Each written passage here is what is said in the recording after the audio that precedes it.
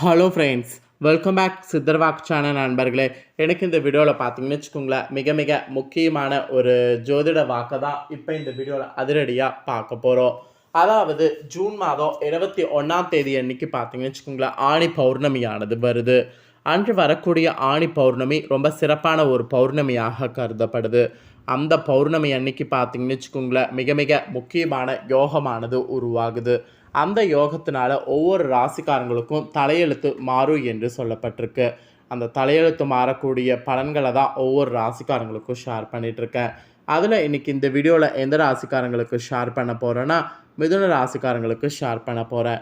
இந்த வீடியோ மிதுன ராசிக்காரங்களுக்கு ரொம்ப இம்பார்ட்டனாக இருக்கும். ஸோ அதனால் மிதுன ராசியில் பிறந்தவங்க அத்தனை பேர் வீடியோ ஸ்கிப் பண்ணாமல் பாருங்கள். ஆணி பௌர்ணமிக்கு பிறகு உங்கள் தலையெழுத்து எப்படி மாறும் அப்படிங்கிறத தெரிஞ்சுக்குங்க. ஏன் ஆணி பௌர்ணமிக்கு இவ்வளோ முக்கியத்துவம் கொடுக்கப்படுது, ஆணி பௌர்ணமி அன்னைக்கு என்ன செய்யணும் அப்படிங்கிற விரத பரிகாரங்களையும் இந்த வீடியோவில் ஷேர் பண்ணுறேன். அதை தெரிஞ்சுக்குங்க.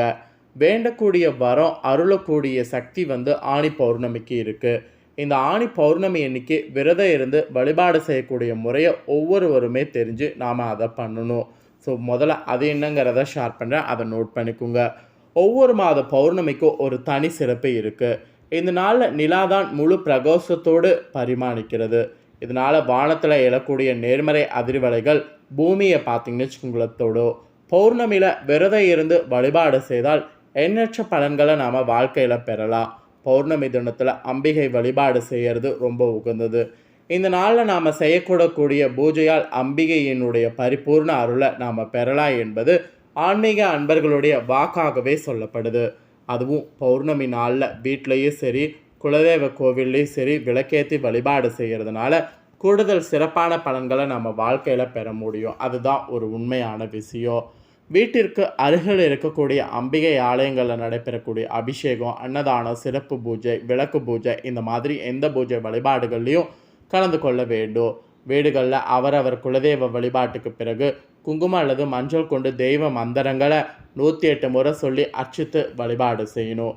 இதனால் தீர்க்க சுமங்கலி பாக்கியம் பார்த்திங்கன்னு வச்சுக்கோங்களேன் பெறலாம். இதனால் ஆயுள் பலம் கூட பார்த்திங்கன்னு வச்சுக்கோங்களேன் அதிகரிக்கும். குழந்தை பாக்கியம், தனலாபம், கல்வியில் மேன்மை என நினைத்தவரெல்லாம் பார்த்திங்கன்னு வச்சுக்கோங்களேன் இந்த ஆணி பௌர்ணமி கிடைக்க செய்வாள் அந்த அன்னை. அதே போல் எடுத்த காரியத்தில் கூட வெற்றி கட்ட வேண்டும் என்று சங்கல்பம் செய்து கொண்டு வீடுகளில் சத்யநாராயண பூஜைகளும் இந்த நாளில் செய்வதுண்டு. இந்த பூஜை செய்கிறதுனால வீட்டில் மகாலட்சுமியுடைய அருள் நிறைந்து இருக்கும். 16 பேர்களும் நம்மை வந்தடையும் என்பது ஆன்மீக நண்பர்களுடைய வாக்காக சொல்லப்படுது. பூஜைகள் அவரவர் குடும்ப வழக்கப்படி செய்யலாம் என்ற போதிலும் விளக்கேற்றி வழிபாடு செய்கிறது சிறப்பான பலன்களை தர இருக்கு.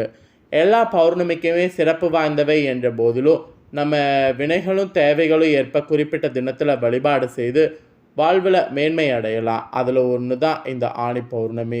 இப்போ சித்ரா பௌர்ணமி எடுத்துக்கிட்டோன்னு வச்சுக்கோங்களேன், இந்த நாளில் விரதம் இருந்து விளக்கேற்றி வழிபட்டால் தானியம் நமக்கு தடையே இல்லாமல் கிடைக்கும். அதாவது தானியம் தடையே இல்லாமல் கிடைக்கும்.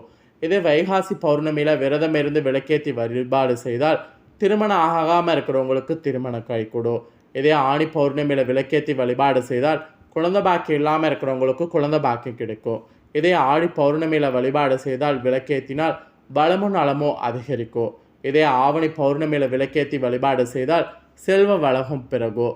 இதே புரட்டாசி பௌர்ணமியில் விளக்கேற்றி வழிபாடு செய்தால் லக்ஷ்மி கடாட்சம் நிறையும். ஐப்பசி பௌர்ணமியில் வழிபாடு செய்தால் பசி பிணிகள் நீங்கும்.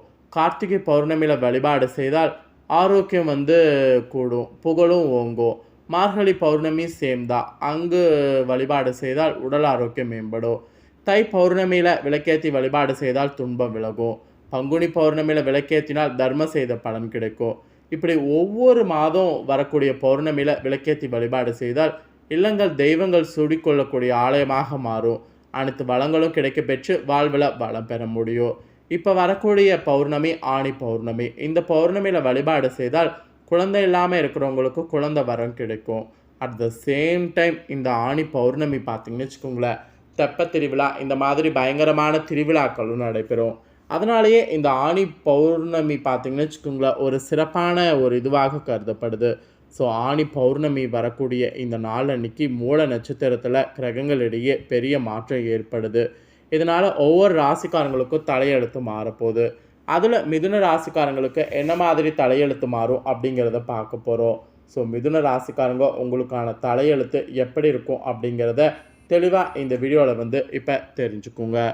எப்போதுமே சுறுசுறுப்பாக செயலாற்றுற மாதிரி இனி உங்கள் நிலை மாறும். உங்களுடைய கௌரவம் இதெல்லாம் பார்த்தீங்கன்னு வச்சுங்களேன், நீங்கள் பார்த்து அதற்கேற்ப செயல்படணும். நிதானமாக எந்த ஒரு முடிவையும் எடுக்கணும். முடிவு அவசரமாக எடுக்கக்கூடாது. இந்த டைம் பார்த்தீங்கன்னு வச்சுங்களேன், பணவரவு உங்களுக்கு மகிழ்ச்சி தரும். நீண்ட நாட்களாக இருந்த பல பிரச்சனைகள் உங்களுக்கு குறையும். அப்புறம் மறைமுகமாக இருக்கக்கூடிய எதிர்ப்புகள் நீங்கும். எந்த ஒரு காரியமும் உங்களுக்கு சாதகமாக நடந்து முடியும். விருப்பமானவர்களோடு சந்திப்பு ஏற்படும். சுக்கிரன் சஞ்சாரம் வாக்குவன்மையினால் நன்மை உங்களுக்கு கிடைக்கும்.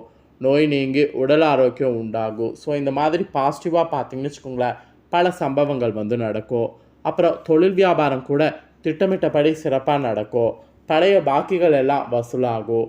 எதிர்பார்த்த நிதி உதவி கிடைக்கும்.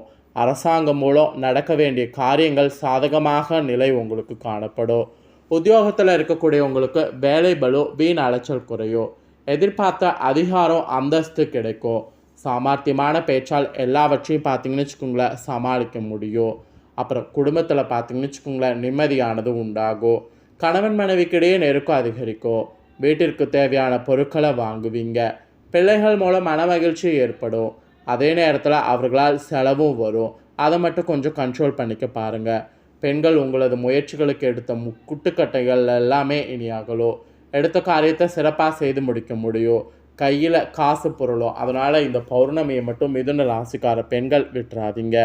அப்புறம் கலைத்துறையில் இருக்கக்கூடியவங்களுக்கு உடன் பணிபுரியவர்களால் வீண் வாக்குவாதங்கள் ஏற்படலாம்.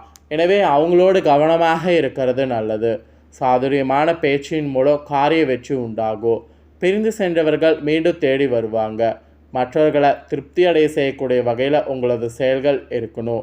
டெக்னிக்கல் சார்ந்த துறையில் இருக்கக்கூடியவங்களுக்கு தொட்டது எல்லாமே தொடங்கும். இது கலைத்துறையில் இருக்கவங்களுக்கு இந்த பௌர்ணமிக்கு பிறகு இப்படி நாட்கள் இருக்கும் என்று சொல்லப்பட்டிருக்கு.